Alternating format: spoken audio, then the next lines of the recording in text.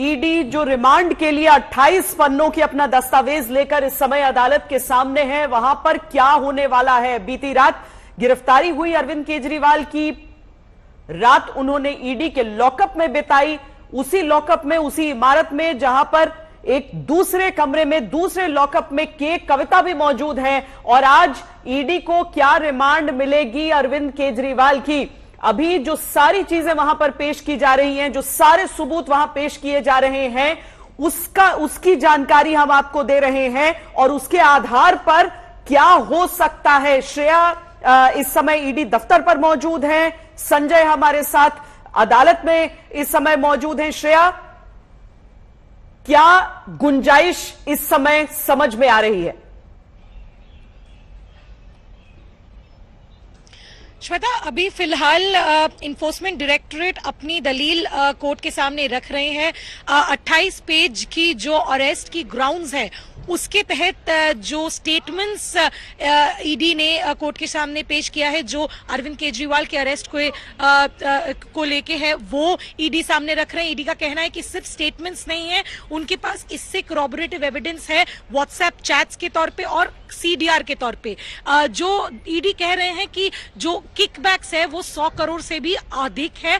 जो main amount bribery के तौर पे मिले थे वो 100 करोड़ थे, लेकिन कुछ ऐसे भी हिस्से हैं जो इन कंपनीज को दिए गए थे, जो लिकर वेंडर्स को दिए गए थे, उनसे आए जो प्रॉफिट मार्जिन थी उसमें से भी एक हिस्सा दिया गया है। ईडी का यह भी कहना है कि कुछ अमाउंट तो कैश में ट्रांसफर किया गया है, तो कुछ हवाला ट्रांसफर्स भी हुए हैं। ईडी का यह भी कहना है कि कुल 45 करोड़ रुपए गोवा में फंडिंग दी गई थी। विजय नायर को ईडी ने मिडलमैन बताया है, ये कह के कि विजय नायर को पासी में कैलाश गहलोत के पास एक घर दिया गया था, रोज वो मीटिंग में मौजूद होते थे, और जो इंटायर ये पॉलिसी का किंग पिन है वो अरविंद केजरीवाल है। फिलहाल ये दलील ईडी की तरफ से रखा गया है। आगे ईडी के बाद अरविंद केजरीवाल की जो लॉयर्स है वो भी इस पे बातचीत करेंगे, फिर जाके जज जो है वो राय लेंगे कि क्या 10 दिन की जो डिमांड ईडी की तरफ से किया गया है वो रखी जाएगी या नहीं। एक एक करके गिरफ्तारियां होती रही हैं बीते कई महीनों से, और अब अरविंद केजरीवाल गिरफ्तार हो चुके हैं। मौसमी, राजनीति इसके साथ बड़ी दिलचस्प शुरू हुई है। वही राजनीति जहां पर अभी तक कांग्रेस पार्टी सीटों के बंटवारे से पहले तक शराब घोटाले को एक मुद्दा बनाया करती थी, आज दोनों पार्टियां साथ में खड़ी हैं। लेकिन इसका कोई असर पड़ेगा? क्योंकि ईडी के मामलों में हमने पिछले काफी समय से देखा है कि बेल होती नहीं है।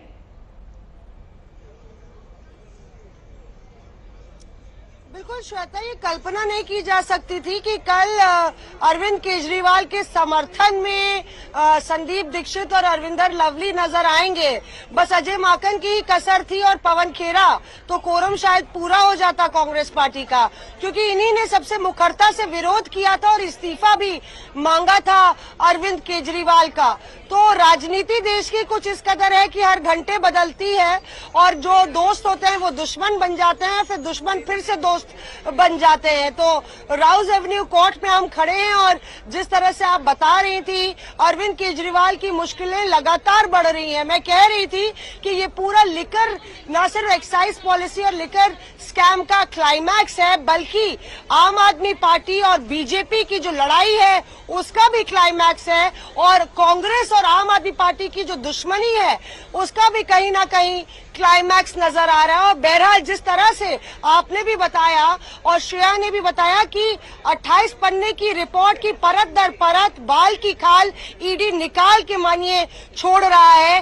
किस तरह से किंगपिन बताया गया अरविंद केजरीवाल को, ना सिर्फ स्टेटमेंट्स है, सीडीआर रिकॉर्ड्स भी हैं, फोन कॉन्वर्सेशंस भी हैं, चैट्स भी हैं, और विजय नायर से लेके के कविता और मनीष सिसोदिया से लेके संजय सिंह, सारे तार कहीं ना कहीं आके अरविंद केजरीवाल से जोड़ती हुई नजर आ रही ईडी। तो ईडी भी सियासी दंगल में अपनी तैयारी करके आई है। उसको पता है कि विपक्षी दल इसको लेके हाई तौबा सुप्रीम कोर्ट में मचाएंगे, लगातार सवाल खड़े करेंगे ईडी की मनमानी पर, इसलिए सबूतों और साक्ष्यों के साथ ईडी कोर्ट में अपने सारी दलील पेश कर रही है।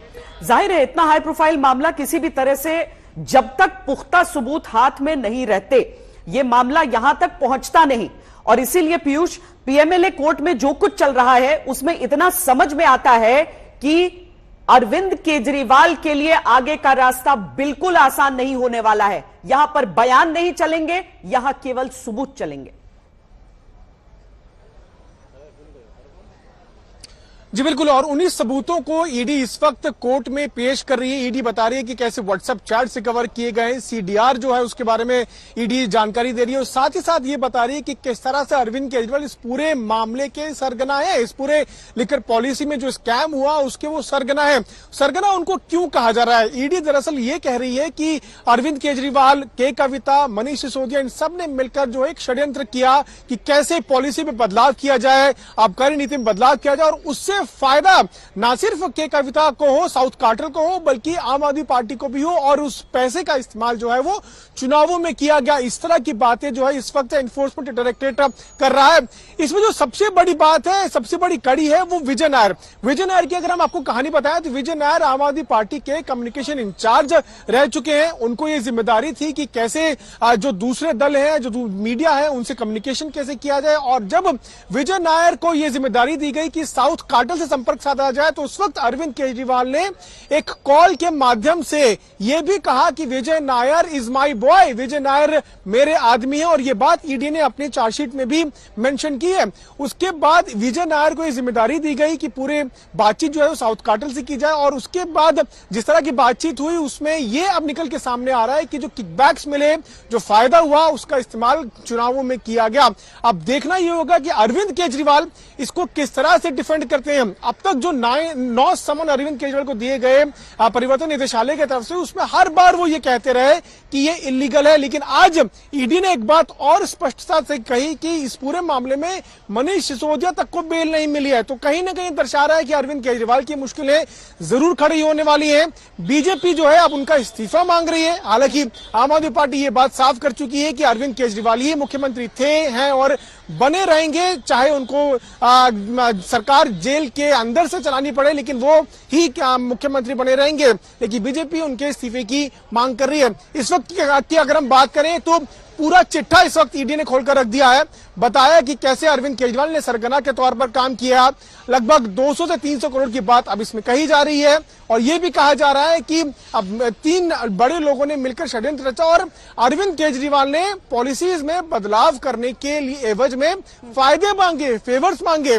ये बात भी इस वक्त ईडी कह रही है। अब आगे ये निकल के सामने देखना होगा कि अभिषेक मनु सिंघवी जो पक्ष इस वक्त ईडी रख रहा है उसको लेकर कैसे जवाब देते हैं। वो लॉयर है अरविंद केजरीवाल के।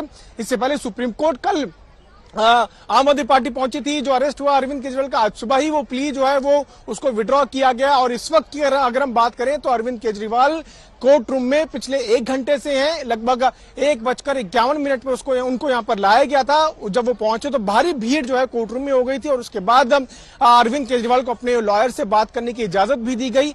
कुछ थोड़ी देर की बातचीत के बाद जो है कोर्ट ने फिर से कार्रवाई शुरू की, और शुरुआत में ही ये एनफोर्समेंट डायरेक्टरेट ने साफ कर दिया कि उन्होंने अरविंद केजरीवाल को क्यों अरेस्ट किया है। ईडी ने सभी लीगैलिटीज के बारे में बताया कि क्या क्या स्टेप्स फॉलो किए गए, साथ ही साथ रिमांड क्यों मांगी जा रही है उसका रीजन भी बताया, और यह भी बताया कि 28 पन्नों की एक रिपोर्ट है जिसमें एक एक चीज, एक एक का सबूत जो है वो मेंशन है। तो इसमें 2 से 3 बात निकल के सामने आ रही श्वेता। पहला कि ईडी ने आज ये कहा कि अरविंद केजरीवाल आबकारी नीति घोटाले के सरगना है। दूसरा कि साउथ कार्टल से जो संपर्क हुआ उसमें अरविंद केजरीवाल ने बड़ा फायदा मांगने की बात की। और तीसरा, विजय नायर की कड़ी को जोड़ते हुए बात की गई कि विजय नायर इसमें एक महत्वपूर्ण लिंक निकल के सामने आ रहे हैं, और जो पैसा इस पूरी नीति से निकला। तो दोस्तों, अरविंद केजरीवाल को हो चुकी है जेल। अगर आपको ये इन्फॉर्मेशन इन्फॉर्मेटिव लगी तो चैनल को सब्सक्राइब जरूर करें।